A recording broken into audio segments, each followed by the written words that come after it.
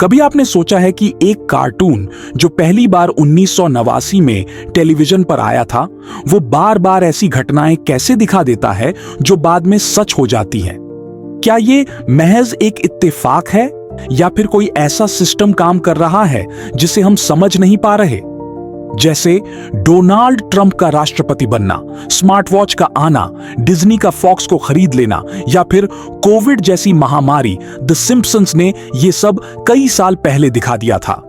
अब सवाल ये उठता है कि ये सब सिर्फ कॉमिक टाइमिंग है या कुछ ऐसा जिसकी हमें गहराई से पड़ताल करनी चाहिए।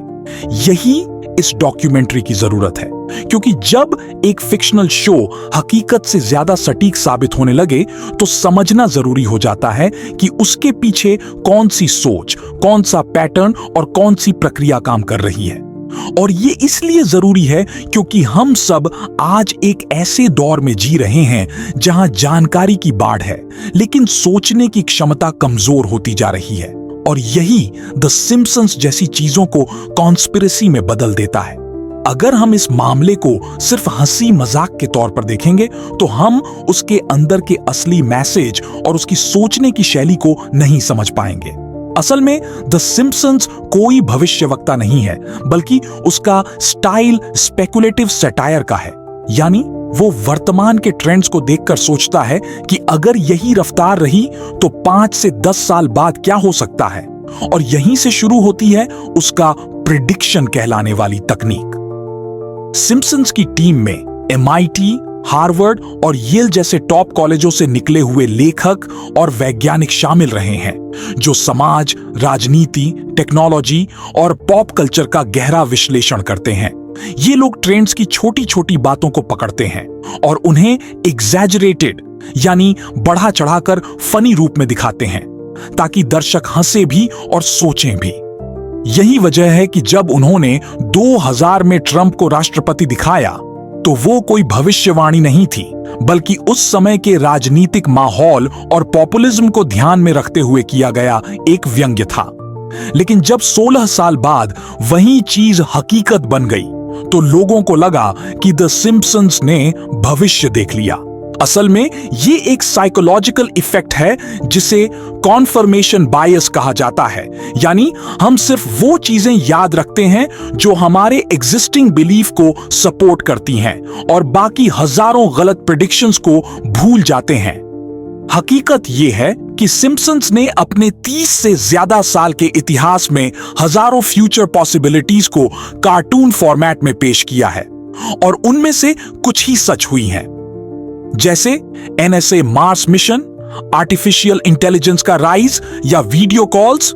ये सब चीजें 1990 और 2000 की साइंटिफिक रिसर्च का हिस्सा थीं, जिसे सिम्पसंस ने एक एग्जैजरेटेड फॉर्मेट में दिखाया और बस वहीं से वो प्रिडिक्शन बन गई। इसलिए यह समझना जरूरी है कि सिम्पसंस का फ्यूचर देखना दरअसल एक प्रोसेस का नतीजा है, जिसमें ऑब्जर्वेशन, ट्रेंड एनालिसिस और स्पेकुलेटिव स्टोरी टेलिंग मिलकर ऐसा इल्यूजन पैदा करते हैं जो देखकर लगता है कि शायद इन लोगों को आने वाला वक्त पहले से पता था।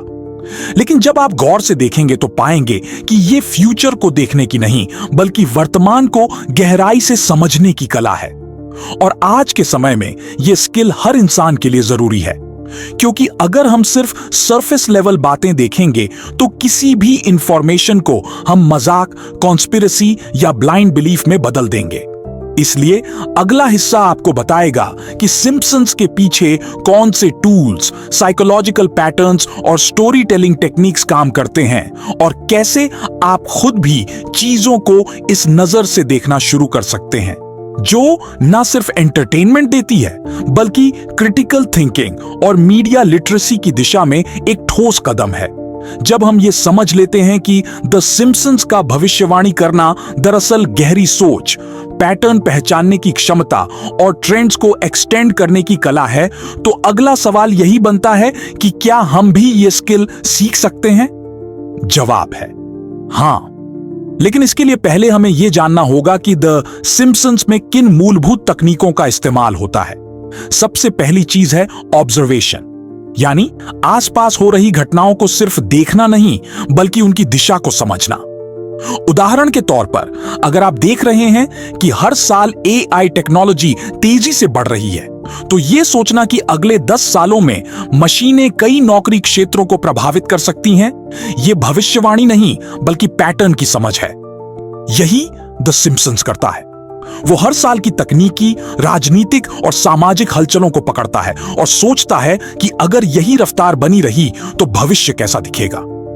दूसरी अहम चीज है सैटिरिकल फ्रेमिंग, यानी वो घटनाएं जो असल में गंभीर हैं, उन्हें एक ह्यूमर या मजाक के जरिए पेश करना ताकि लोग ध्यान दें और असलियत को हंसी के बीच में ही समझ जाएं।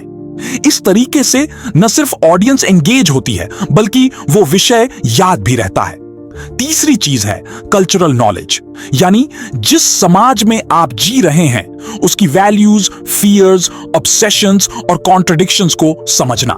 जैसे अमेरिका में गन्स, फेम कल्चर और फास्ट फूड जैसे विषय हमेशा सेंसिटिव और रिलेवेंट रहे हैं, सिम्पसन्स इन्हें बार बार अलग अलग कॉन्टेक्स्ट में उठाता है। यही वजह है कि जब वो किसी इश्यू को एग्जैजरेट करके दिखाता है तो वो सटीक भी लगता है और एंटरटेनिंग भी। इसके साथ साथ एक और बड़ी वजह है क्रिएटिव फ्रीडम, जो उन्हें अलाउ करती है कि वो किसी भी विचार को एक्सट्रीमिटी तक ले जा सकें।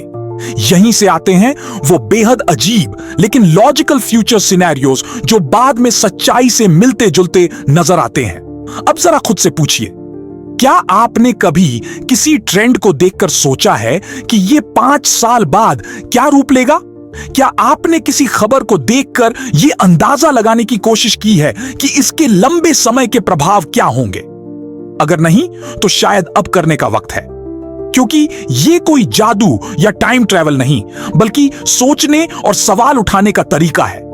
सिम्पसन्स के जरिए हमें यही समझना चाहिए कि भविष्यवाणी एक प्रोसेस है, ध्यान देने, गहराई से सोचने और पॉसिबिलिटीज एक्सप्लोर करने की।